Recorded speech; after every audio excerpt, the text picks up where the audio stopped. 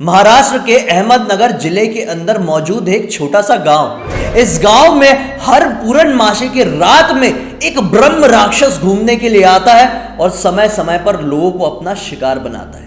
Bloody सत्य के आज के इस एपिसोड में मैं आप सभी लोगों के सामने ब्रह्म राक्षस के कारण एक परिवार के साथ बीती हुई एक ऐसी सच्ची घटना का किस्सा लेकर आ गया हूं जिसे सुनकर आप लोग थर-थर कांपने लगेंगे।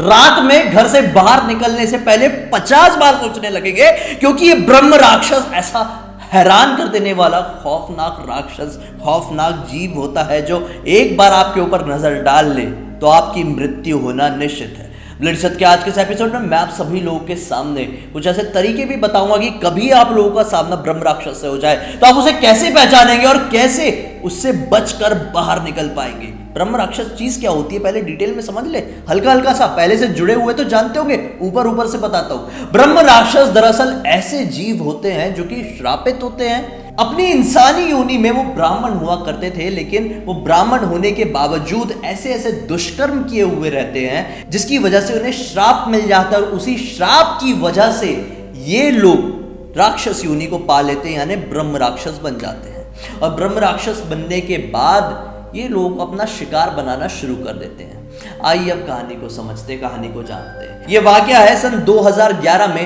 राम नाम के लड़के के परिवार के साथ बीता हुआ वाकया। दरअसल राम, जो कि अपने परिवार वालों के साथ, यानी अपने माता पिता और भाइयों के साथ अहमदनगर में रहता था, और जब कभी भी गर्मियों की छुट्टी पड़ती थी तो छुट्टियां मनाने के लिए सारा परिवार अपने उस छोटे से गांव में, होम टाउन में अक्सर जाया करता था। सन 2011 की गर्मियां इनकी जिंदगी में कुछ अलग लेकर आने वाली थी, जिसका अंदाजा इन्हें बिल्कुल भी नहीं था। इस बार इन लोगों की प्लानिंग बन रही थी लेकिन बार बार कैंसिल हो रही थी। राम की माता जी को लगा, यार नहीं जाना चाहिए, अगर कुछ ऐसा हो रहा है, बार बार प्लान कैंसिल हो रहा है तो ठीक नहीं है। दरअसल इनका शुरू से ये मानना था कि किसी भी चीज़ में अगर बार बार कुछ कैंसिल हो तो उस चीज़ को कैंसिल ही कर देना चाहिए। लेकिन राम जिद करता है कि मुझे गांव जाना है, चाचा से मिलना है। दरअसल राम के चाचा अपने गांव में रहकर खेती बाड़ी करते थे। अब क्या होता है, राम की जिद करने की वजह से, बच्चे जो होते हैं बच्चों की जिद करने की वजह से ये लोग चले जाते हैं अपने गाँव। अब गाँव में रहन सहन बिल्कुल अलग। 8 बजे के आसपास लोगों की गहरी नींद लग जाती थी और 4 बजे सुबह लोगों का दिन शुरू हो जाता था। अब गर्मियों का मौसम था तो सभी लोग अपनी खटिया यानी कि चारपाई घर से बाहर निकालकर मस्त बाहर सोते थे। मच्छरों वगैरह की इतनी ज्यादा टेंशन नहीं, लोगों की अब आदत हो चुकी थी।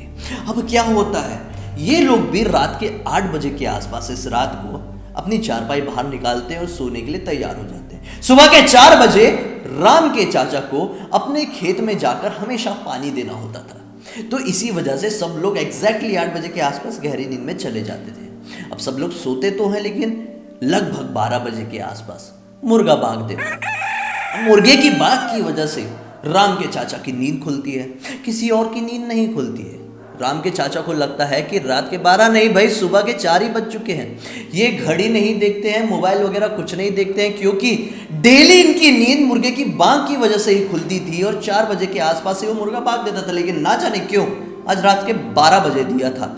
चाचा को यह लगा था कि सुबह के 4 ही बजे हैं। चाचा को क्या पता था कि किस तरह की खिचड़ी इस यूनिवर्स में उनके खिलाफ पक रही है, किस तरह की खिचड़ी एक शक्ति उनके खिलाफ पका रही है, इसका उन्हें कोई भी अंदाजा नहीं था। चाचा जी अपना गमछा उठाते हैं, एक लाठी उठाते हैं और बढ़ जाते हैं अपने खेत की तरफ। खेत में जैसे ही वो पहुंचने वाले होते हैं कि खेत से लगभग 300 मीटर पहले एक पुल हुआ करता था। उस पुल के ऊपर इन्हें एक बकरी का बच्चा मिलता है। अब चाचा जी सोचते हैं कि शायद ये कोई बकरी चराने वाले की बकरी का बच्चा रहा होगा जो कि यहीं पर रह गया है, खो गया है, इसे मैं अपने साथ रख लेता हूँ, कल चराते चराते आएगा, ढूंढते ढूंढते आएगा तो उसे दे दूंगा। क्यों बेचारे बच्चे को इस तरह से छोड़ देना, बेचारा मर जाएगा। हाँ, तो अब क्या करते हैं, वो अपने कंधे में बिठा लेते हैं और अपने खेत की तरफ गुनगुनाते हुए बढ़ चलते हैं। लेकिन जैसे जैसे वो अपने कदम बढ़ा रहे थे उन्हें बहुत असहज सा फील हो रहा था। उन्हें ऐसा फील हो रहा था कि जो कंधे में बकरी का बच्चा, जरा सा बच्चा रखे हैं, उसका वजन बढ़ते जा रहा है। वो हाथ लगा के अच्छे से नोटिस करते तो क्या पाते कि उसका अंग, उसका साइज थोड़ा बड़ा बड़ा सा लग रहा है। अचानक से उनकी नजर उसके पैर की तरफ पड़ी जो ऐसा लटक रहा था, अब वो बड़े साइज का हो चुका है। साइज और साथ साथ वजन भी बहुत ज्यादा बढ़ गया था। चाचा घबराहट के कारण उस बकरी के बच्चे को उठा के अपने कंधे से फेंक देते हैं। यार जैसे ही वो बच्चा जमीन पर गिरता है तो दौड़ते दौड़ते कहीं तेजी से भाग जाता है। अब जैसे ही वो भागता है तो वो चाचा अचानक से वो बकरी को देखते देखते नजर डालते हैं एक अजीबोगरीब इंसान पर, जो उनसे तकरीबन 50 मीटर की दूरी पर खड़ा था। यह अजीबोगरीब इंसान लगभग 8 फीट की हाइट का था और इसके पूरे शरीर में केवल बाल ही बाल थे। काफी ज्यादा हट्टा कट्टा था। इसे देखकर वो बहुत ज्यादा घबरा गए। ये भागने की कोशिश करने लगे। वो चिल्लाकर भारी आवाज में कहता है कि भागकर कुछ नहीं मिलेगा, मैं तुझसे 10 गुना ज्यादा रफ्तार से भाग सकता हूं। अगर तुझे मुझसे बचना है तो मेरे साथ कुश्ती खेल। अगर तू मुझसे कुश्ती में जीत गया तो मैं तुझे छोड़ दूंगा, वरना तुझे ये दुनिया छोड़ना पड़ेगा। चाचा उसकी ये लाइन सुनकर बहुत ज्यादा घबरा जाते हैं। अब उनके सामने एक तरफ कुआं था तो दूसरी तरफ खाई। उससे लड़ने के लिए बिना कुछ सोचे समझे चले जाते हैं। कुश्ती लड़ते लड़ते लगभग आधे घंटे बीत चुके थे, लेकिन वो बिल्कुल भी थक नहीं रहा था। बार बार चाचा को पछाड़ देता था।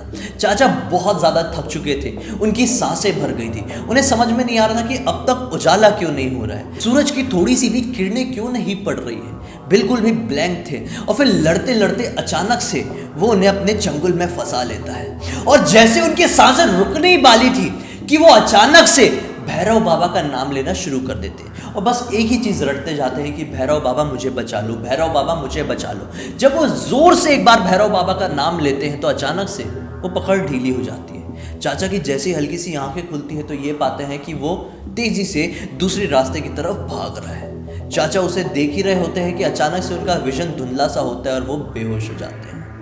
अब जब उनकी आंखें खुलती है तो उनके आसपास उनके परिवार के सारे लोग थे। दिन की रोशनी थी और अभी वक्त लगभग 6 बजे का हो रहा था। अब सब लोग बहुत ज्यादा हैरान, चाचा भी बहुत ज्यादा हैरान कि मेरे साथ क्या हो गया। अब चाचा उठकर सभी लोगों को बताते हैं कि उन्होंने क्या कुछ फेस किया। जब सभी लोग ये सुनते हैं तो समझ जाते हैं कि चाचा तो 4 बजे ही नहीं बल्कि 12 बजे ही उठ गए थे, क्योंकि बाघ हल्की सी 12 बजे के आसपास दादी को सुनाई दी थी। लेकिन दादी ने सोची थी रात ही तो है, क्या हो गया, मेरा बेटा थोड़ी उठेगा। लेकिन बेटे नहीं समझ पाए थे कि क्या गड़बड़ होने वाली है और उस मुर्गे की बांग के कारण उनकी नींद खुल गई थी। अब दरअसल उनके गांव में ये चीज फैली हुई थी कि बहुत सारे लोगों ने कईयों साल पहले, लगभग 40-50 साल पहले इस चीज को फेस किया था।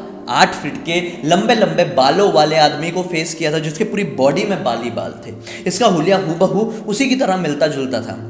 दादी इस बात को जानती थी। जिस किसी ने भी इसे फेस किया था उसकी कुछ ही दिनों बाद मृत्यु हो जाती थी। दादी ने कहा कि अगर तुझे बचना है तो भैरवनाथ के मंदिर में आने वाली अपनी 7 रातें बिता। और चाचा भी यही करते हैं। आने वाले 7 रातों तक चाचा भैरवनाथ के मंदिर ही सोते हैं और फिर उनकी जिंदगी में धीरे धीरे करके सब कुछ नॉर्मल होता है। इनके गांव के इसके चाचा, राम के चाचा ही एकमात्र ऐसे इंसान हुए जिन्होंने ब्रह्म राक्षस का सामना करने के बाद अपनी जान नहीं खोई। जिस किसी ने भी उस ब्रह्म राक्षस का सामना किया उसे अपनी जान से हाथ धोना पड़ा। ऊपर वाले का शुक्र है कि इनके परिवार में आज सब कुछ ठीक है। लेकिन आज भी जब इनके परिवार वाले उस रात को याद करते हैं तो डर से सिहर से उठते हैं। आज भी इसके चाचा जब सुबह उठकर अपने खेत में पानी देने की प्लानिंग करते हैं तो ज़रूर एक बार घड़ी या मोबाइल में टाइम देख लेते हैं और उसके बाद ही अपने खेत की तरफ आगे बढ़ते हैं। कहते हैं ना कि दूध का जला हुआ छाछ भी फूक फूक कर पीता है। यही कुछ इनके परिवार वालों के साथ आज भी होता है और इसमें कुछ बुराई भी नहीं है। खैर, उम्मीद करता हूं कि आपको मेरा आज का वीडियो अच्छा लगा होगा। अच्छा लगा है तो इस वीडियो को लाइक कर दीजिए, चैनल को सब्सक्राइब करके बेल आइकन दबा के ऑल के ऑप्शन में क्लिक करना, क्योंकि इसी तरह के हैरान कर देने वाले खौफनाक वीडियोस आप लोगों के सामने रेगुलरली लेके आते रहता हूं। इसका लिंक वीडियो के डिस्क्रिप्शन बॉक्स में लिंक क्लिक करके डायरेक्टली वहां पर पहुंच जाना। चलिए कल फिर से मिलते हैं, तब तक के लिए बहुत बहुत धन्यवाद। आपका दिन शुभ हो।